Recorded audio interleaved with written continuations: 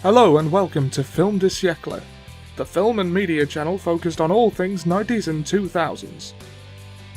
This week, Seb and Olly will be discussing Jingle All the Way!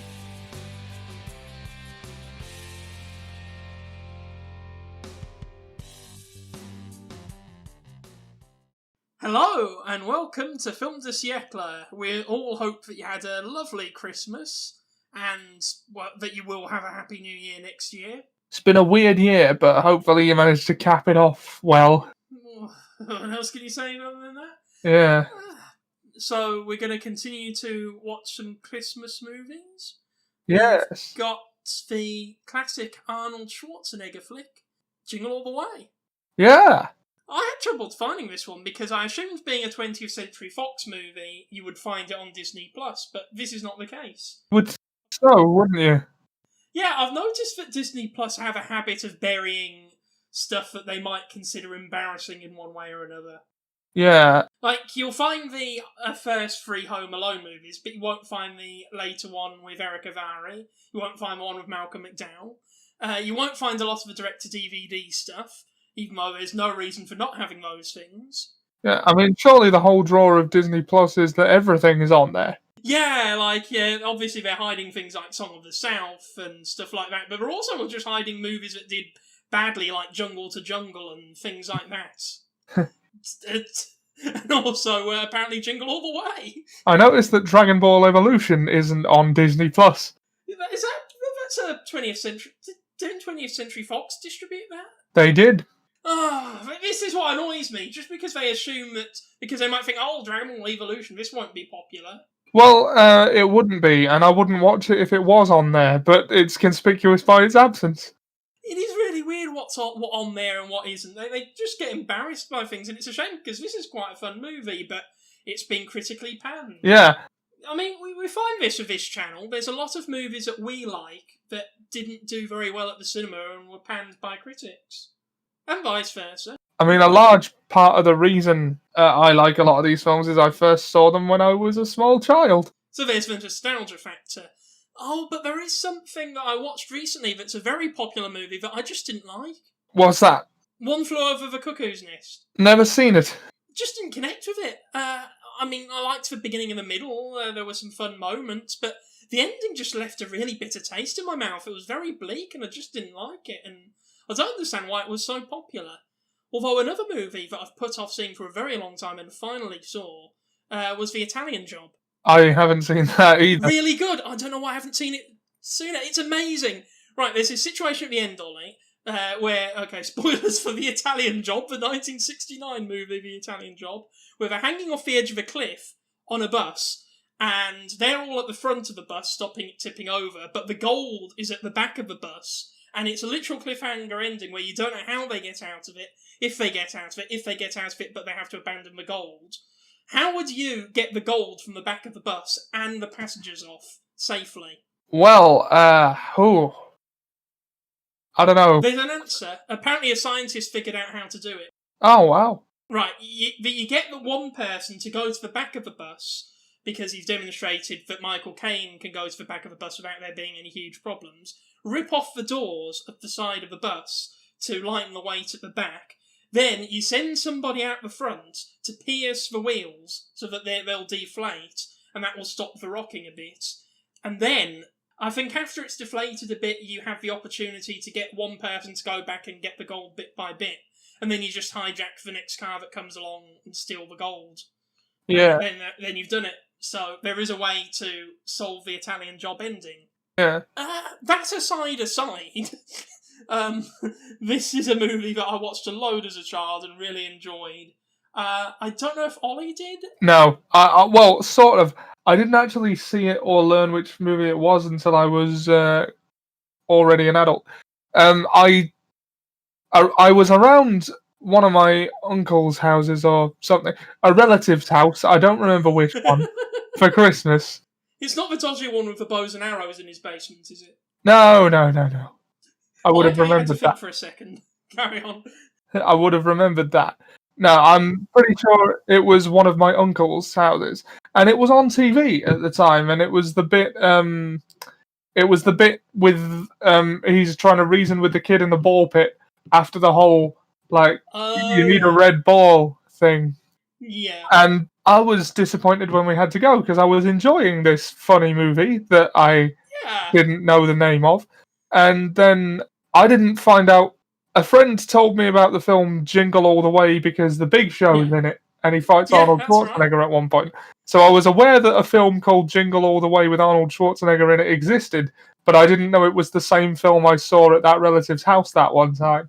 The Big Show plays a Santa and this gang of Santas that counterfeit the toys in order to make a lot of money at Christmas. Yeah. And they've also got that one, what's his name? You know, the dwarf who's in everything, who isn't Peter Dinklage. Was he in Bad Santa? I think it was in Warwick Bad Santa, Davis? I want to say. No! What is his name? Oh, I'll insert it later. But yeah, they're both in this gang, and there's this fight scene between the Big Show, who's playing as Santa, and Arnold Schwarzenegger, who plays the dad, who's the hero of the movie. And I like the plot of this, because it's very of the late 90s. I suppose the modern day kids who do all their shopping on Amazon.com wouldn't relate to it, but there was a time where to get the big toys for your children of Christmas, you would have to go out and get it yourself and fight hundreds of other parents in order to get to the items. I believe this is still a phenomenon in America around Black Friday, but I don't know if it's still something that happens at Christmas time, because I do most of my shopping, well, especially this year, online. Yeah. I remember when I was watching it in that relative's house, I remember feeling really bad for the mailman who lost his red ball. Sinbad! Yeah. I mean, Sinbad was a bit of a bastard in this one as well, let's be fair. Only after that, though. Arnie was the one in the wrong there. Do you know what? He was the one who accelerated things, I'll agree with you there, because at first they sort of empathise with each other, and they're kind of like, we're very much alike, you and I, we're on the same side here. And then they start fighting over the toy, because obviously they're both dads who do what they have to do. I was not on his side even as a kid, though, because it's like, it's not the mailman's fault that he turned up late. No. Why should he lose his ball just because, Arnold Schwarzenegger needs the toy? That's a good point.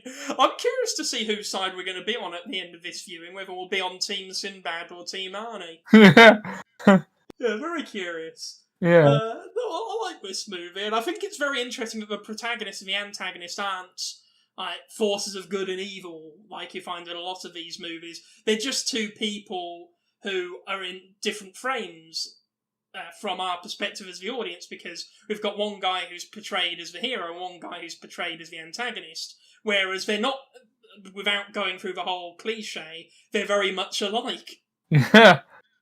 Yeah, and I like that there's no real villains in this one, other than, obviously, Booster, because fuck Booster, according to this movie. Yeah.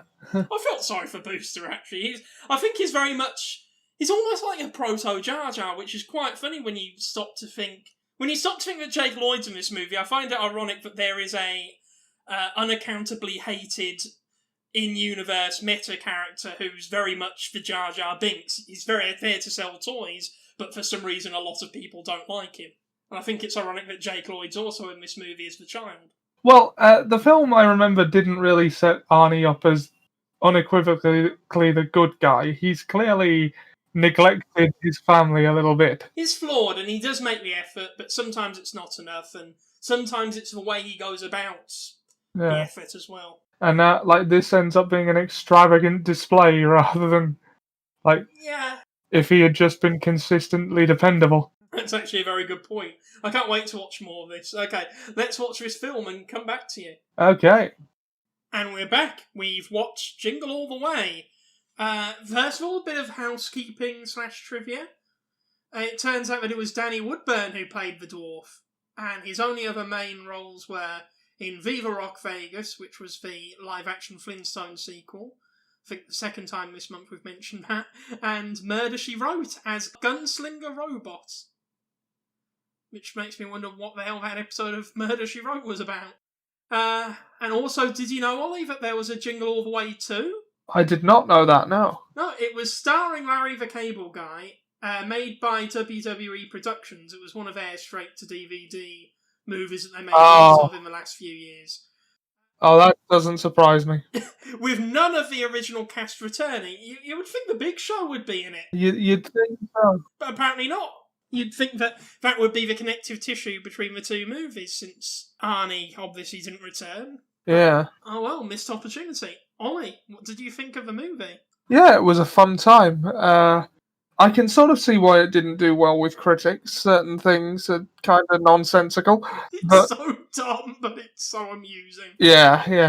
Do you know what? I feel like the movie was let down by its third act. How so? Well, the rest of it's quite grounded in reality and quite normal, and then they pump it up to 11 by having him hijack a jetpack and fly it around and endanger the life of a stranger and his own son. I see what you mean. Yeah, I feel like the movie would have still had the same weight and maybe a bit more gravitas if it had a more grounded, no pun intended, finisher. Yeah. I mean, it could have still involved some sort of altercation, because as you see, both Arnie and Sinbad aren't above that, but I feel like it should have been something more interpersonal. I did kind of like the whole idea of him donning the mask of his son's hero and the person he looks up to. I thought that was quite a neat touch and a very good idea, potentially, but I just feel like it was executed a bit wrongly. Like, maybe if it was without the jetpack, it would have been okay. I don't know.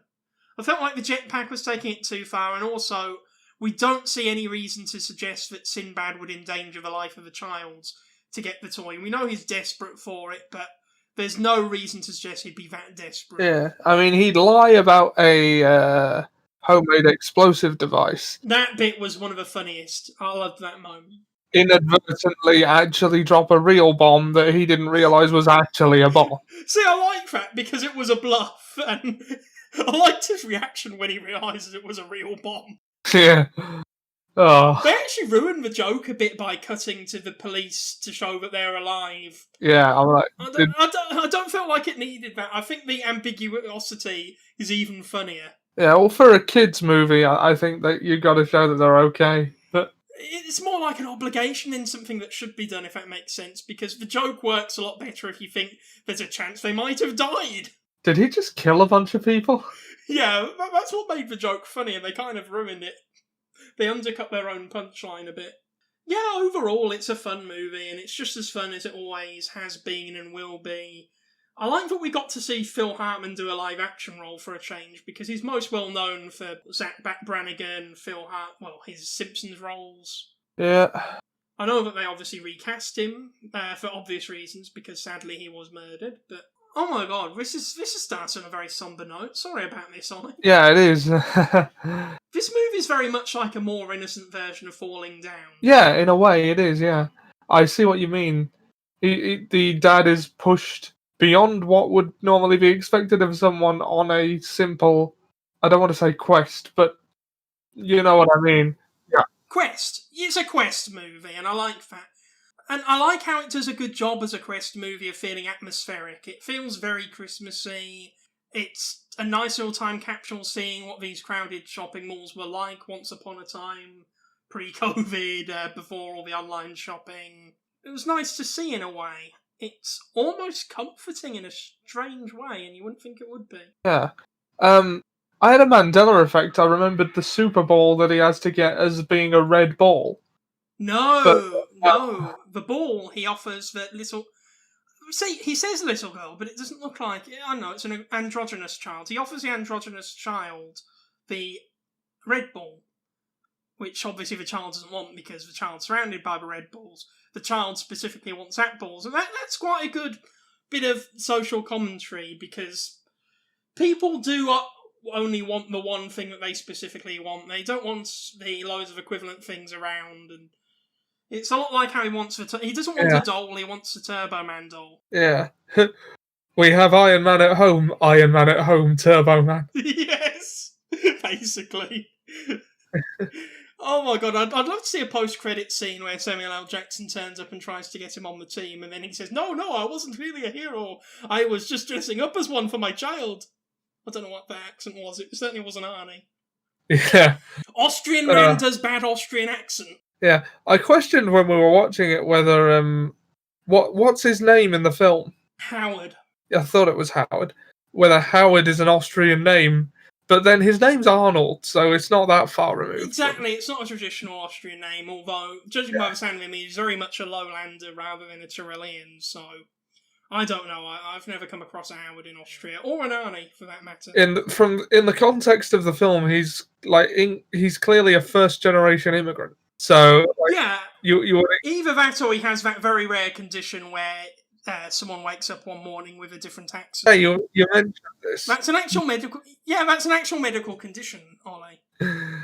It's bizarre. I mean, it's tragic for people it happens to, because it clearly upsets them, but it's one of those things you feel horrible for laughing at because it is sadly very funny, even though it's not nice. Yeah, it's dumb fun, basically, with Arnold Schwarzenegger trying to hunt down a toy.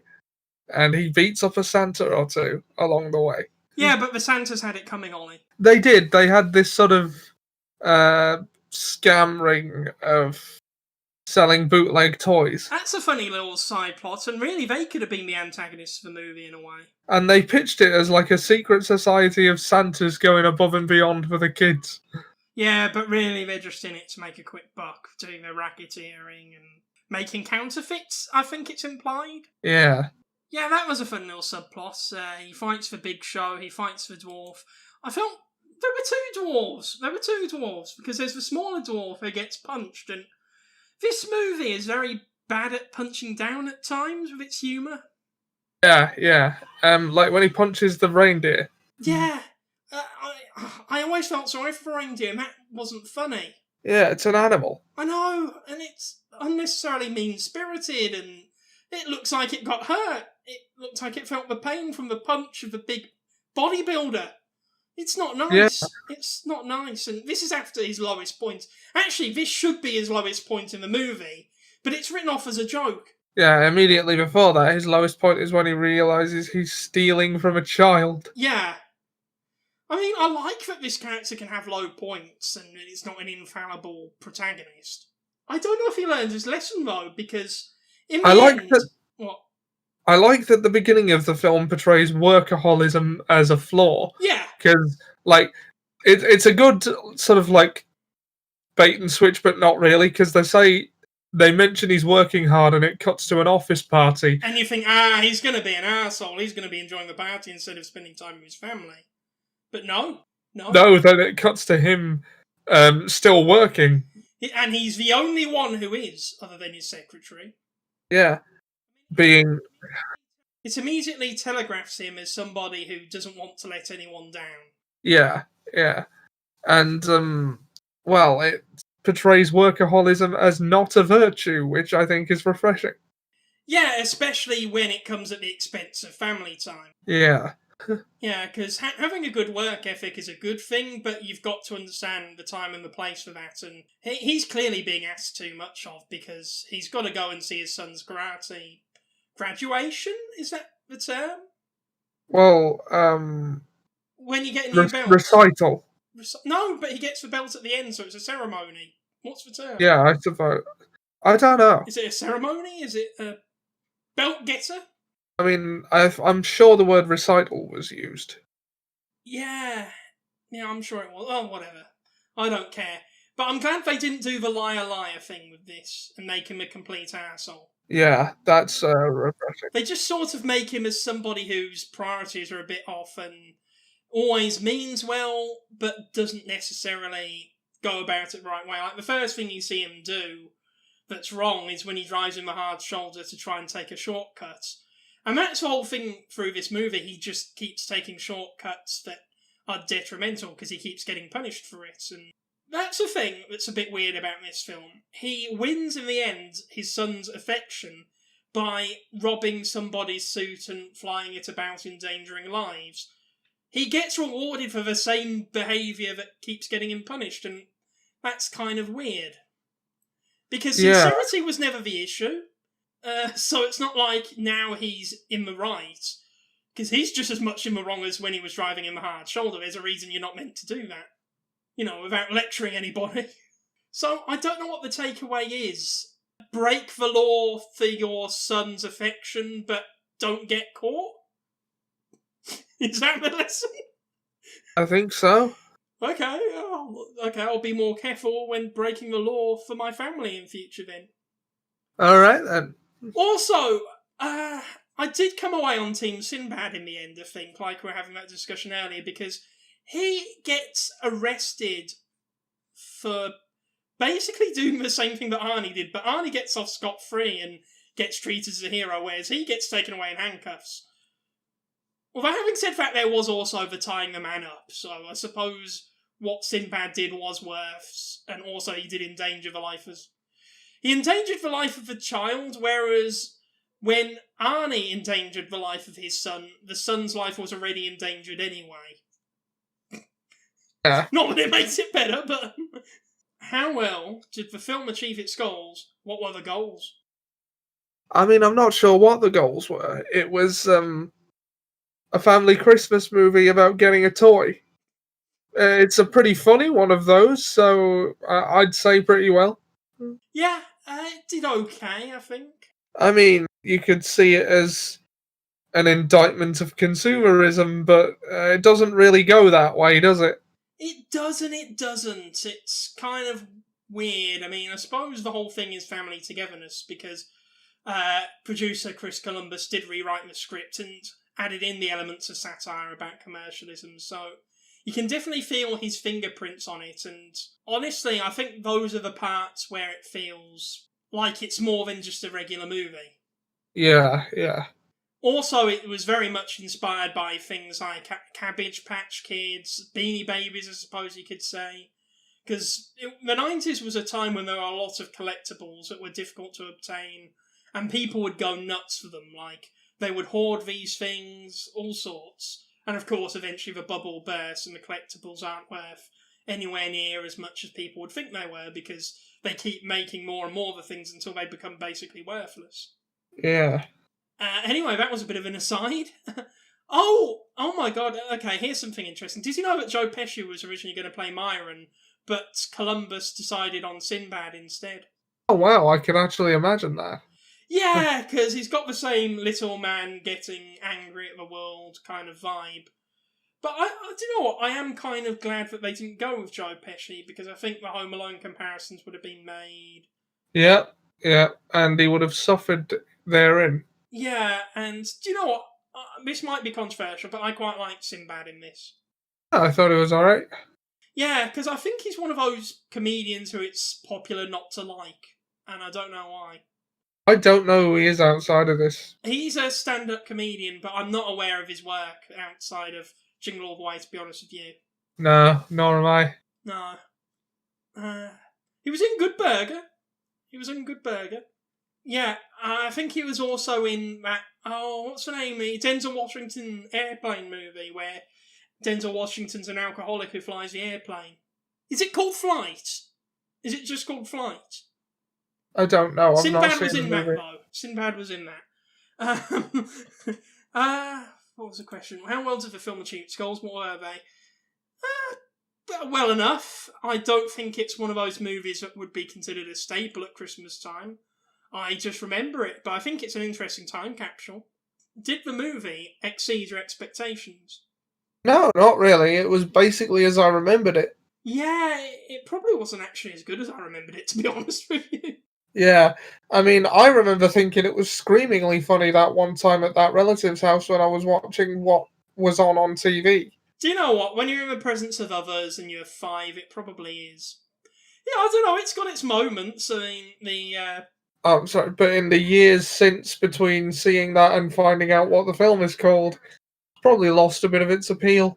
Yeah, also the ending was always the funniest part to me as a child, whereas now I don't really like the ending, and the parts I find funniest are like the bizarre imagery of Jake Lloyd drinking the alcohol, the cuckoldry jokes, Sinbad, all that kind of stuff makes me laugh now, whereas back then it would have been the corny, flying around in a suit kind of stuff, looking straight out of My Hero. That didn't look as good as it could have.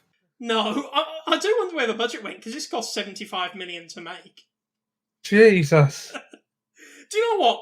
They could have happily put aside like $40 million of that, make the parade scene a bit shorter, and not had all the flying around, and It would have been just as well received, I think. You got to know when to spend your money, and that's ironically part of the message of this movie, I suppose. I like that this movie had a parade scene, though. I feel like there's not enough of those in movies, particularly as climaxes or action set pieces. Two examples I can think of are the first Batman movie with Michael Keaton. Yeah, the only two examples I can think of are the Michael Keaton Batman movie and the first Spider-Man with Macy Gray in the parade. Is there an element in the film that particularly appeals? Some good old family comedy Arnold Schwarzenegger is always a laugh. Yeah. I like that Jake Lloyd is in this pre-Phantom Menace. Like, that's just a fun little thing about it. Those are the only two roles I know him from, to be honest with you, and I don't know, I thought his acting in this was quite good, because a lot of the common criticisms of the Phantom Menace are that his acting aren't that good. I like the little touches. I like the no flash photography or running with scissors sign during the raid. I like his bluff with the raid as well, where he holds up the fake badge. That was fun. And it worked, for once. Yeah. The police are imbeciles in this movie. Also, it does rub me the wrong way that they arrested Sinbad, but not him. And also that cop that he keeps running into, that the first time is clearly just delaying him because he can. Yeah, he got what he fucking deserved, to quote the Joker. Yeah. And do you know what, Ollie? You were wrong earlier. It was Sinbad who initialised the hostilities between the two. I was, yeah. Yeah. I didn't realise he was the first one to smack him with something. Although it did seem like an inevitability when you see him get really het up when he's talking about how bad the adverts and consumerism are, and then he grabs the woman by the neck for some reason, and that's sort of presented as a joke. Yeah, that does foreshadow his unpredictability, let's say. And instability as well, because he kidnaps somebody later on. I mean, Arnie punched a reindeer and he kidnapped somebody, so they both have their low moments. Also, I don't know why he endangered the child's life, or why the child's endangered his own life, because surely Jake Lloyd, there's nothing in this movie that suggests that his character is unintelligent in any way. But he seems to be under the impression that what's happening with the fight is really happening for real, so he escapes up the ladder in order to get away from Dementor. Yeah. And the audience help him up the ladder. I think, Why are the audience doing this? Surely they know it's all an act as well. But also, surely they would know that a 10-year-old boy wouldn't be part of the act. Well, maybe they do think it's part of the show. Child star. What, do they think that he's some sort of trained 10-year-old actor who climbs up dangerous ladders that could kill him? I mean, child actors are a thing that exist. Yeah, but they don't do stunts, do they? I mean, that's not right, is it? I don't think people generally think that far into the question. No. Weird. There's so many odd things about this movie. Yeah. I mean, Rita Wilson was okay in this. She's the one who plays the mom. Doesn't do that much, to be honest, other than get hit on and then eventually whack Phil Hartman in the face with a mug. I mean, that didn't go as well as he was hoping. No. I mean, Rita Wilson is basically who you get when you can't afford Jennifer Aniston, I suppose. Yeah, that's another character I really liked in this. Phil Hartman's character, Ted. He's a right arsehole, and I love it, because he's hitting on all these single women. All of them. Like, in the first 5 minutes, he makes a penis reference during a karate recital. That's true. Yeah, and he keeps trying to cuck Arnie with the tree, and he puts it on top of the tree, and that's the thing that Arnie always does. He always walks in at the worst possible time. Like, the mom is not interested in him in the slightest, as in, not interested in Phil Hartman. But if you just saw what he saw, you'd think otherwise. Yeah, because the only moments you see are of him putting the star on his tree, him putting his arm around his wife, like seconds before the wife shakes him off, and the two of them in the car together moments before she whacks him in the head with a mug. Right. That's what you see. And I mean, imagine if he appeared 5 seconds later for both, he would see that his wife was standing up and for herself. But the sad thing is, people like this exist, people who do nice gestures, just to be recognised and liked, and it's obvious that it's almost transparent, but it's not obvious to people. Yeah. So they did a good job of making him unlikable. Yeah, a very particular kind of sleazy. Yes, exactly. And that's just done really well.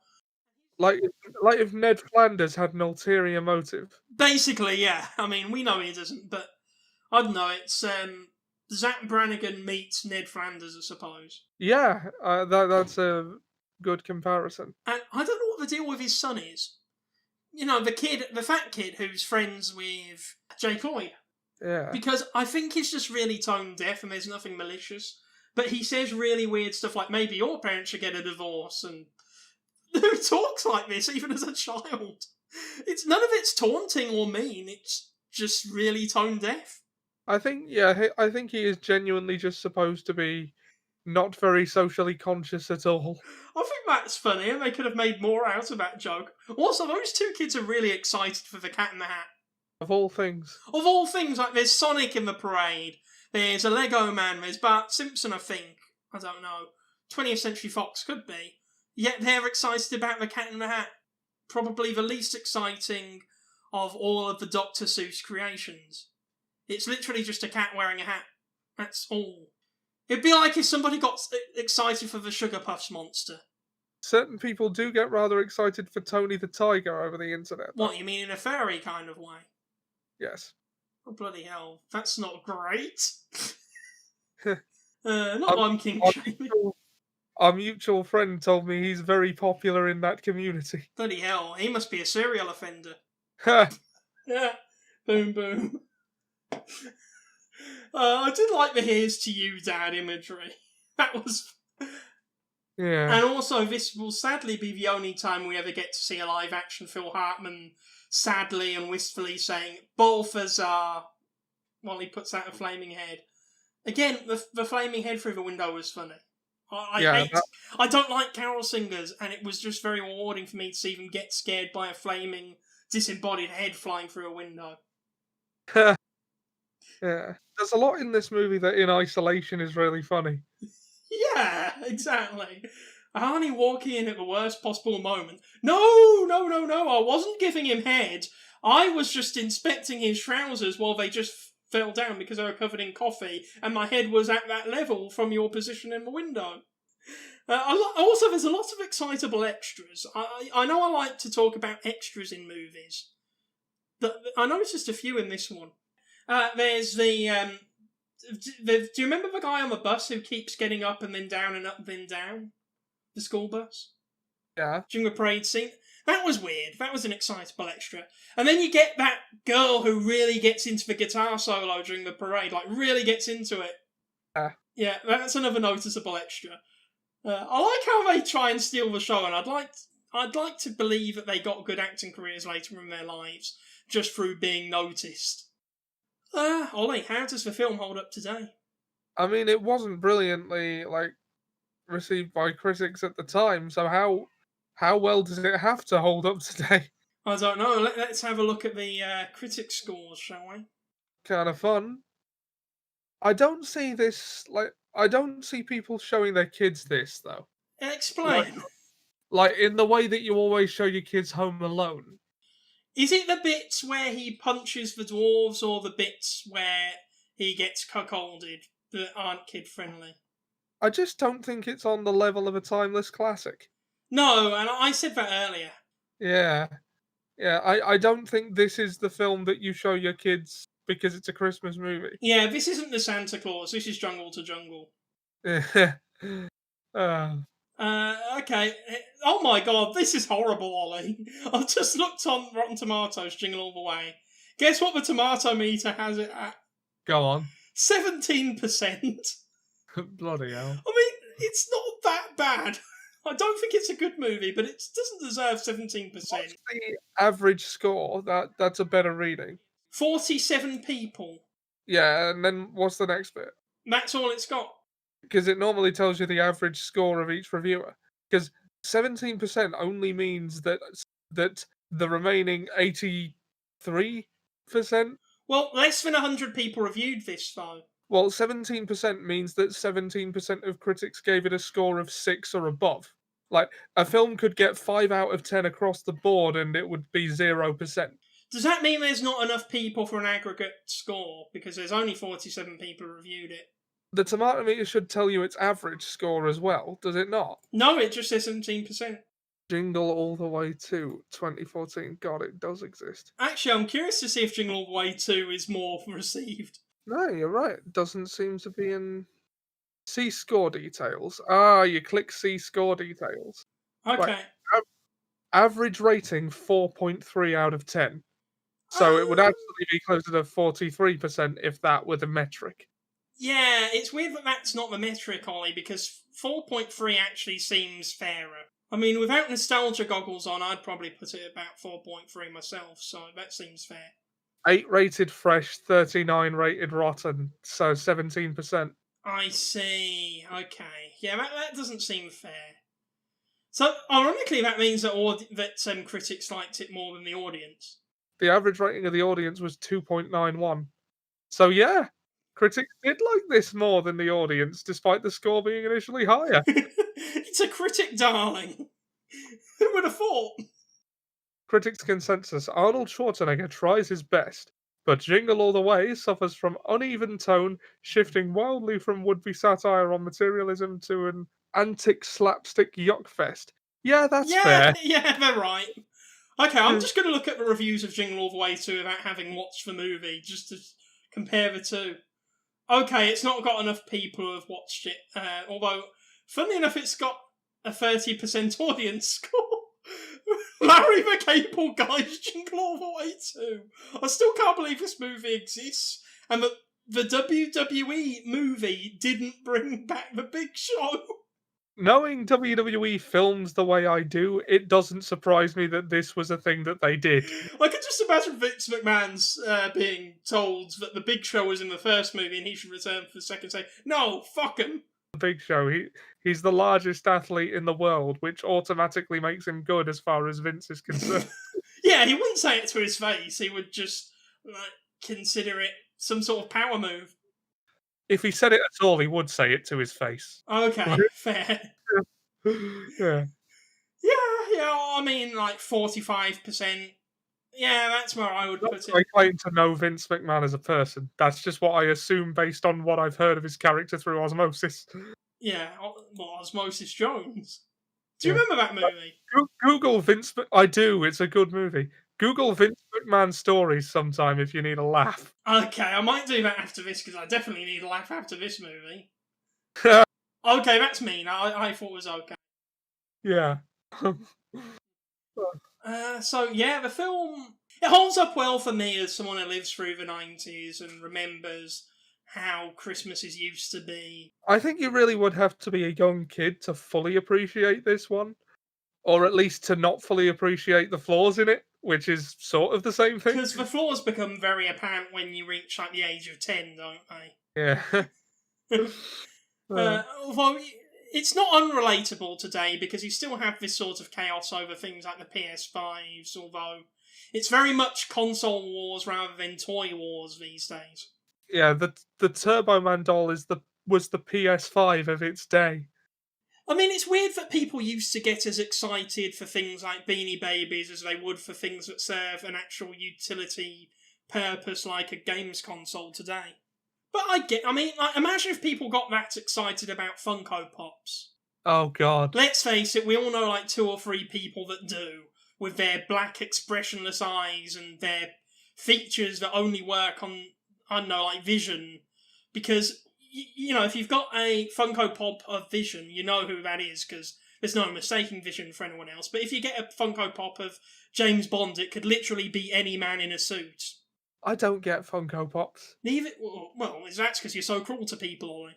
No, I mean, I don't quite understand why it's such a widespread appeal. Neither do I. I never liked them.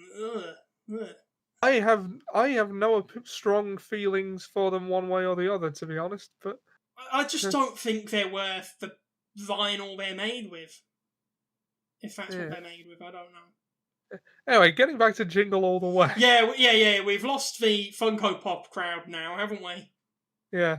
Oh no, that was our entire Oh audience. bloody hell! This is. Oh, it'd be funny if this movie got this video got really disliked. Yeah. Finally, Ollie? Was the film received appropriately at the time? Now that we have a better understanding of how it was received. I think so, yeah. Yeah, I mean, as much as I like it, it did make movie, but it didn't exactly make bank. It made 129.8 million, which would be fine if it weren't that's like 4/5 of its complete budget. it just about made a profit then. Yeah, I mean, this movie very nearly got ratioed by bloody Bicentennial Man of all things.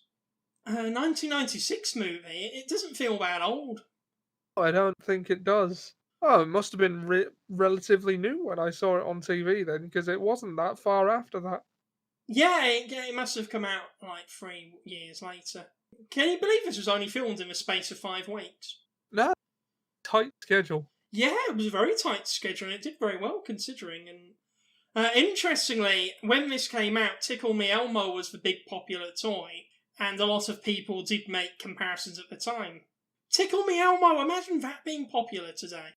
Fads have always been a thing and always will be. Like, I guess it's just what's available at the time. Also, fads today are less things that you buy and more things online, really. Things that you do. I mean, I suppose you could say the big fad at the moment is Among Us, but technically you don't even need to buy that. You can play it on your phone if you want. Free. Yeah, exactly, for free. If my phone wasn't terrible, I might have done that. Bloody hell with your ex-Soviet technology. Do you care to summarise? It was a fun enough movie. I'm glad we watched it. I probably wouldn't hold it up as a classic, though. Yeah, I mean, personally, it's not Christmas if I haven't seen Jingle All the Way yet, but that's just me. I think that I'm probably one of 5 people in the world who hold that opinion of this movie. Yeah. And yeah, on each rewatch, it ages less and less well. Right. But it will never get to the point where I can't stand it, if that makes sense. Yeah, I get you. It's got enough good things and appreciable things about it to keep me coming back. And it's not really got anything that puts me off. Like, the only 2 bits I really hate are like the dwarf punching and the reindeer punching, and those are literally 5-second long moments.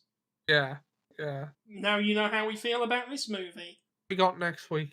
That's a very good question. We've got the next in the series of Harry Potter movies. Order of the Phoenix. Yeah, the Phoenix, as you just called it. Or did I mishear you? No, you didn't. I was saying it phonetically. Yeah, Order of the Phoenix. We will be watching that next week, and we look forward to hosting you for what will most likely be the last one we record this year. Alright, I will see you soon. See you next week. Bye.